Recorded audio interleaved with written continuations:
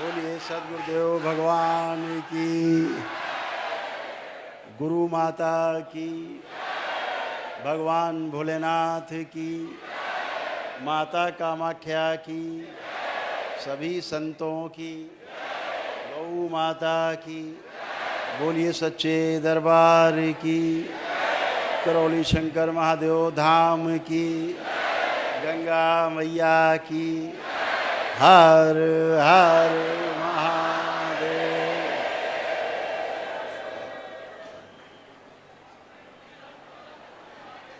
आप सभी को परम पूजनी बाबा जी के जन्म दिवस पर बहुत बहुत शुभकामनाएं।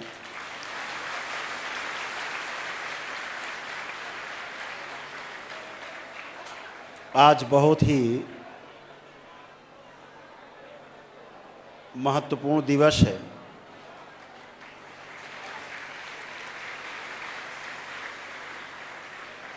कुछ विशेष घोषणाएं हैं और इस देश के साथ साथ पूरे विश्व को मजबूत बनाने के लिए और एक माला में पिरोने के लिए दरबार कृत संकल्प है। पूरी तरह से दरबार की इच्छा है कि पूरा विश्व आपके इस दरबार के झंडे के साथ साथ चले, अपना नाम रोशन करे, दरबार का भी नाम रोशन करे।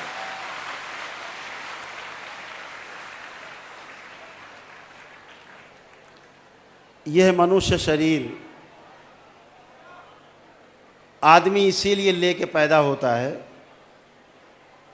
कि हम 84 लाख योनियों के बंधन से, जन्म मरण के बंधन से पार हो जाएं और जहाँ से यात्रा शुरू की थी गोल गोल करके वहाँ पहुँच जाएं। यह अभिलाषा प्रत्येक मानव शरीर की, उसके अंदर रहने वाले जीवन की रहती है।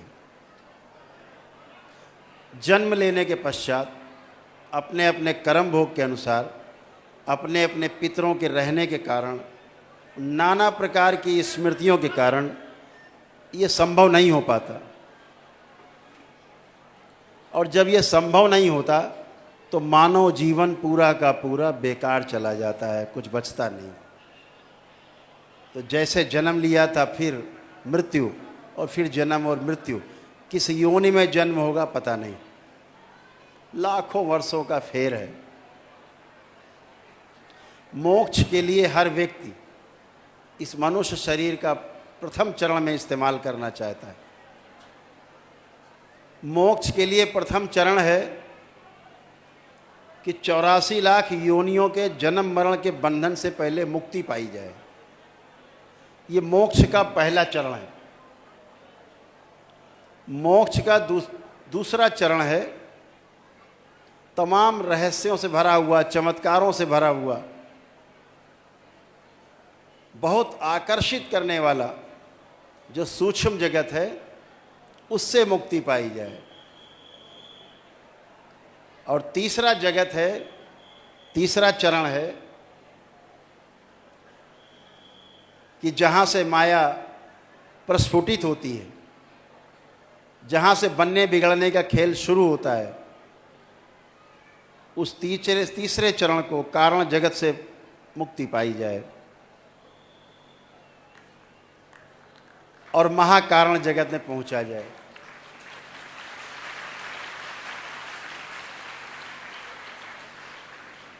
ये हजारों वर्ष, किसी किसी को लाखों वर्ष के पश्चात तब जाकर के मोक्ष होता है।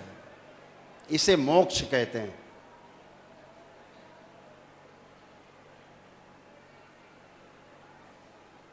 इस मोक्ष की पहली सीढ़ी ये मनुष्य शरीर है।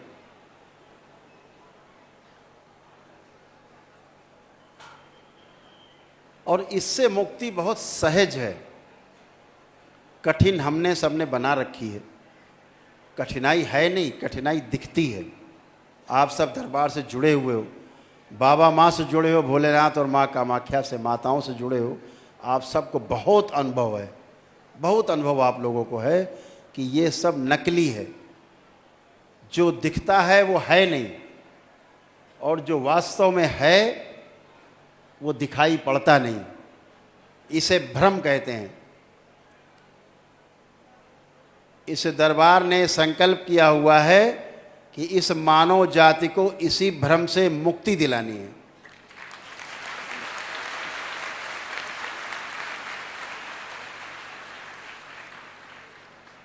मनुष्य की जो प्रथम चरण की जो मुक्ति है 84 लाख योनियों के जन्म मरण के बंधन से, ये भ्रम उसका सबसे बड़ा कारण है।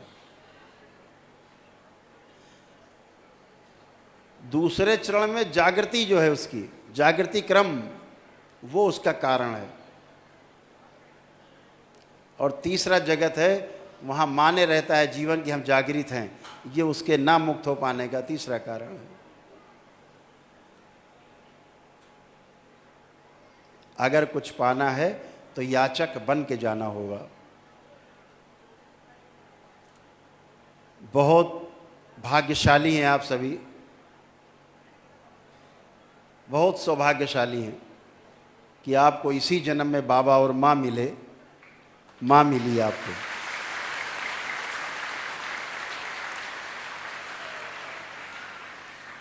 बाबा आप सबके पथ प्रदर्शक हैं, मार्गदर्शक हैं, और माँ आपके उस मार्ग में आने वाले एक एक कंकड़ को, कांटे को हटा करके आपके लिए रास्ता सुगम करती है, संरक्षण देती है।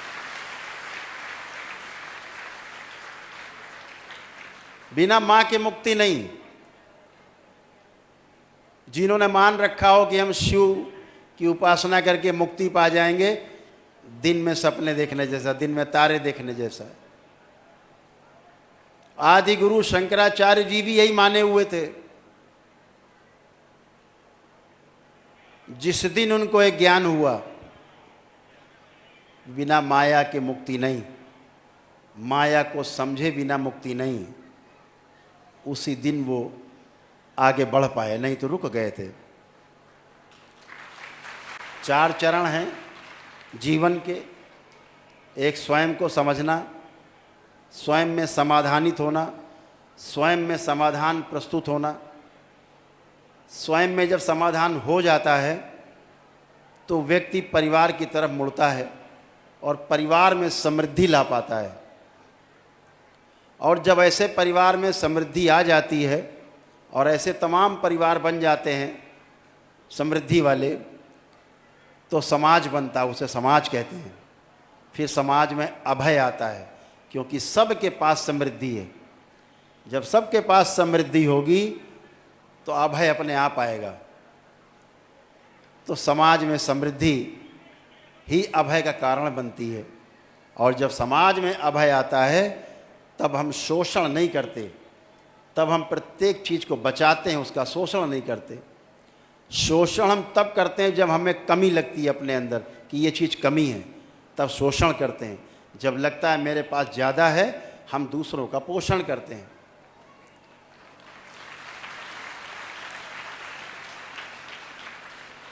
शंकराचार्य जी ने गृहस्थ जीवन को नहीं जाना था। जब वो शास्त्रार्थ करने निकले पूरे देश में भ्रमण के लिए, हिंदू संस्कृति का परचम लहराने के लिए, सनातन धर्म से लोगों का परिचय कराने के लिए, फैलाने के लिए, तो उनका सामना एक महाविद्वान ब्राह्मण से, मंडन मिश्र से हुआ। मंडन मिश्र से जब शास्त्रार्थ हुआ, वो हार गए। तो उनकी धर्म पत्नी ने कहा, नहीं अभी नहीं हारे, ये तो अर्धांग है हमारा, हम अर्धांगिनी हैं, अभी आधा शरीर तो हारा ही नहीं है, अभी मुझसे शास्त्रार्थ करो।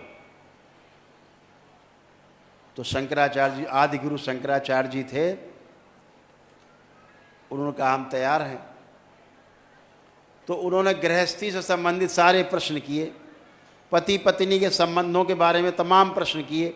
अब उनको तो बेचारों को पता ही नहीं था, वो तो बहुत छोटे में सन्यासी हो गए थे, तो हारते बचे। तो उन्होंने कहा 1 महीने का समय चाहिए। इसके बाद वो वहाँ से गए, उन्होंने शरीर छोड़ा और एक राजा के शरीर में, जिसकी मृत्यु हो गई थी, उसमें प्रवेश करके, परकाया प्रवेश करके राजा के शरीर को जिंदा करके स्वयं उस शरीर में रह करके उन्होंने सारे राजसी सुख भोगे और गृहस्थ जीवन को पूरी तरह से समझा। फिर आकर के लौटे और उनकी धर्म पत्नी को, मंडन मिश्र जी थे, उनकी धर्म पत्नी को आकर के सारे सही सही जवाब दिए, तब वो जीत पाए।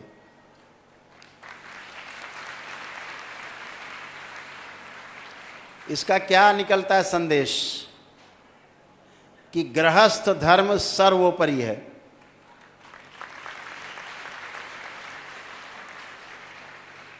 गृहस्थ धर्म सर्वोपरि है। गृहस्थ धर्म से बढ़ करके कोई धर्म नहीं है। इसीलिए दरबार परिवार परंपरा को सबसे आगे और सर्वश्रेष्ठ मानता है।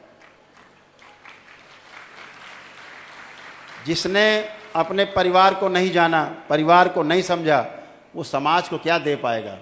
कुछ नहीं दे पाता।